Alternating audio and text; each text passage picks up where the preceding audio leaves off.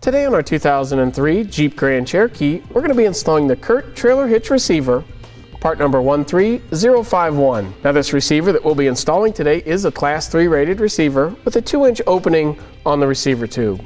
Now here's what our hitch looks like installed on our vehicle. Now we'll go ahead and give you a couple measurements in helping you choose some accessories for your hitch, such as a ball mount, a bicycle rack, or a cargo carrier. From the center of the hitch pin hole to the outermost edge of the bumper is approximately 7 inches.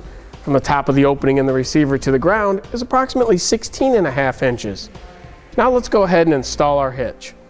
First, let's go ahead and point out our mounting locations that we're going to be using to install our hitch. There will be a total of 6 mounting locations, 3 on each side. We're going to begin over here on the driver's side. We'll be using this location right here, here, as well as right here. Now you will notice that over here there is a support bracket that is on this rear mounting location. Now let's go ahead and move over to the passenger side and point out our mounting locations. We'll be using this location here, here, and this existing weld nut back here. Now for the 5 mounting locations that already have a manufacturer's bolt installed in them, we'll just be using a hex bolt and a conical tooth washer at each of the locations, making sure that the teeth face towards the hitch when installed.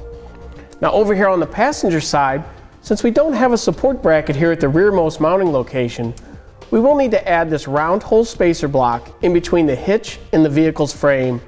Now since the other 5 mounting locations already had a bolt in them, the threads will usually be clean enough and you won't need to do this, except for this rear mounting location that didn't have any hardware already installed in it.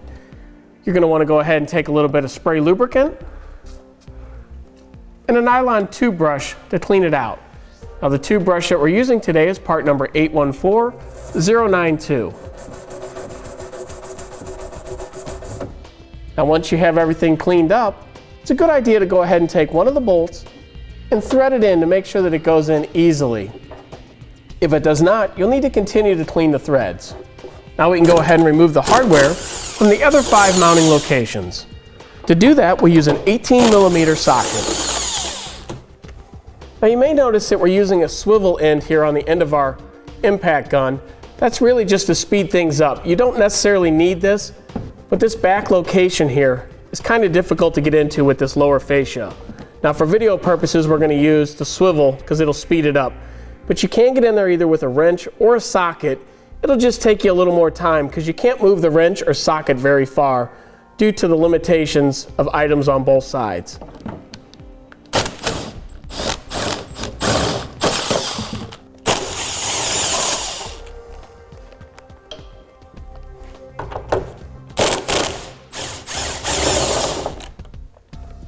Now it's a good idea to get an extra set of hands to help you raise the hitch up into position. You will need to slide the hitch up and around the lower part of the rear fascia here. Once you have the hitch slid up into position, we can go ahead and loosely install all of the hardware. Making sure we install the round hole spacer block at the rearmost mounting location on the passenger side in between the hitch and the vehicle's frame. Once we have all the hardware installed, we can go ahead and come back and tighten it all down and then torque it to the manufacturer's specification. And with that, that'll do it for the installation of the Curt Trailer Hitch Receiver, part number 13051, as installed here on our 2003 Jeep Grand Cherokee.